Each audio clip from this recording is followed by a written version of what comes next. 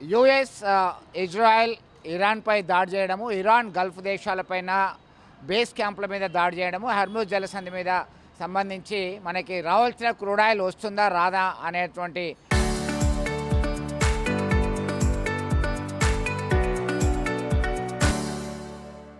సందిగ్ధం మన దగ్గర ఉన్నటువంటి నేపథ్యంలో ఇక్కడ మనం ప్రస్తుతం చూస్తున్నాం. కరీంనగర్లో దాదాపు 15-20 బంకులు ఉంటే ఇక్కడ కరీంనగర్లో ఉన్నటువంటి మన జ్యోతినగర్ ప్రాంతంలో బంకు క్లోజ్ అయింది. అంటే గంటల తరబడి ఇప్పుడు ఇక్కడ క్లోజ్ అయింది, మళ్ళీ తర్వాత ఇంకోటి క్లోజ్ అవుతున్నది. అంటే నిజంగా షార్టేజ్ ఉందా లేదా అనేటువంటి కోణంలో ఒక్కసారిగా వాహనదారులు వస్తున్నారు, వాళ్ళకి కావాల్సిన దానికన్నా అధికంగా ఉంది. మీరు ఎక్కడెక్కడ తిరిగి వస్తున్నారు ఏంటి? ప్రస్తుతం నేను ఇక్కడికే వచ్చాను, మా ఇల్లు ఇక్కడ దగ్గరే. అంటే చాలా బంకులలో పెట్రోల్ దొరకడం లేదు. ఎక్కడ చూసినా బంకులో పెట్రోల్ ఉన్నా కూడా హెవీ రష్గా ఉంటున్నారు. మరి రియల్గా కూడా మరి పెట్రోల్ లేదా లేకపోతే కావాలని చెప్పని చేస్తున్నారా పైన అనేది తెలియదు మనకు. ఈ బంకులో మాత్రం స్టాక్ లేదంటున్నారు. ఎన్ని బంకులు తిరిగారు ఇప్పుడు? నేను 4 బంకులు తిరిగాను. లేదు. నా పేరు మధుకర్ రెడ్డి. మీరు చెప్పండి, మీ ట్రాక్టర్ నడుస్తుంది, బండి నడుస్తుంది, మీకు కావాల్సిన సప్లై అవుతుందా? బంకులలో అయితే పెట్రోల్ దొరకదనే పుకార్లు ఇచ్చింది, దొరుకుతలేదు అనడం వల్ల బాగా లైన్ పెరిగింది.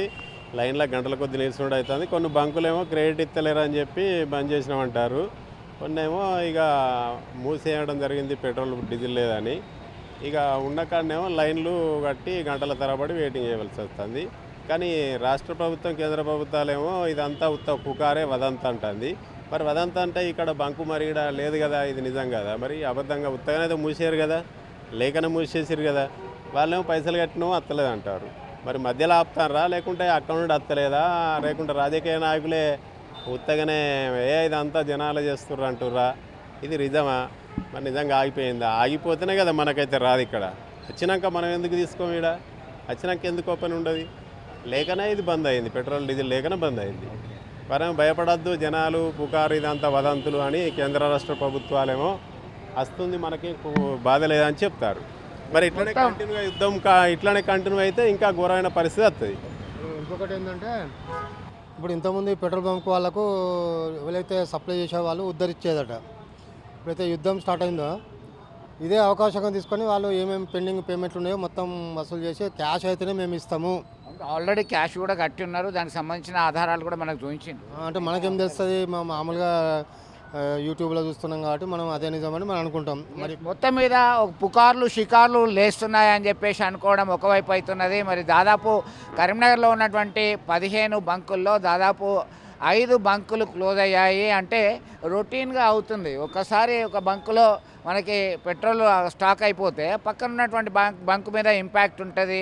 దానిలో భాగంగానే క్లోజ్డ్ అని చెప్పేసి బోర్డులు పెట్టాల్సినటువంటి పరిస్థితి, నో స్టాక్ బోర్డులు పెడుతున్నారు చాలా ప్రాంతాల్లో. కేవలం మనకి కావాల్సినటువంటి దానిలో రావాల్సినటువంటి వస్తలేదు. ఎప్పటిలాగా ఇండెంట్ పెడుతున్నాం, డబ్బులు కడుతున్నాం, అయినప్పటికీ మాకు రావాల్సిన దానిలో వస్తలేదు అనేటువంటి విధంగా వారు సమాధానం ఇస్తున్నారు. చాలా బంకుల్లో ఒక్కసారిగా ఫ్యూయల్ వచ్చింది, ట్యాంకర్ వచ్చింది అంటే అక్కడికి జనాలు వస్తున్నారు. జనాలు వచ్చి కావాల్సిన దానికన్నా ఎక్కువ ఫుల్ ట్యాంకులు చేసుకుంటున్నారు, క్యూ కడుతున్నారు. అందులో భాగంగానే దీని యొక్క షార్టేజ్గా మనం చూస్తున్నాము. ఇప్పుడు ప్రస్తుతం మరొక వెహికల్ వచ్చింది, వారికి సంబంధించి సైతం అది స్టాక్ ఉందా లేదా అనేటువంటి కోణంలోనే చర్చలు జరుగుతున్నటువంటి నేపథ్యం చాలా తక్కువ మోతాదులోనే ఉన్నట్టుగా గమనించవచ్చు. ఇది ఇక్కడ తాజా అప్డేట్. మొత్తానికి ప్యానిక్ కాకండి, ఖచ్చితంగా మీకు కావాల్సినటువంటి ఫ్యూయల్ దొరుకుతుందని ఇటు అధికారులు, కరీంనగర్ పోలీస్ కమిషనర్ సైతం మీడియా ముఖంగా చెప్తున్నటువంటి పరిస్థితి. కేంద్ర రాష్ట్ర ప్రభుత్వాలు సైతం చెబుతున్నారు, ఖచ్చితంగా మీకు రావాల్సినవన్నీ కూడా ఇస్తాము, మీకు కావాల్సిన ఫ్యూయల్ దొరుకుతుంది, భరోసాతో ఉండండి అంటున్నారు. కాకపోతే కొన్ని బంకులు మాత్రం నో స్టాక్ బోర్డు పెడుతున్నారు, లేదు లభ్యం కావట్లేదు, రాగానే మళ్ళీ వస్తాం, వచ్చిన తర్వాత కొద్దిసేపట్లోనే అయిపోతున్నది. ఇది ఇక్కడ తాజా అప్డేట్. వీడియో జర్నలిస్ట్ సుమంత్తో కలిసి చంద్రశేఖర్, RTV, కరీంనగర్ నుండి.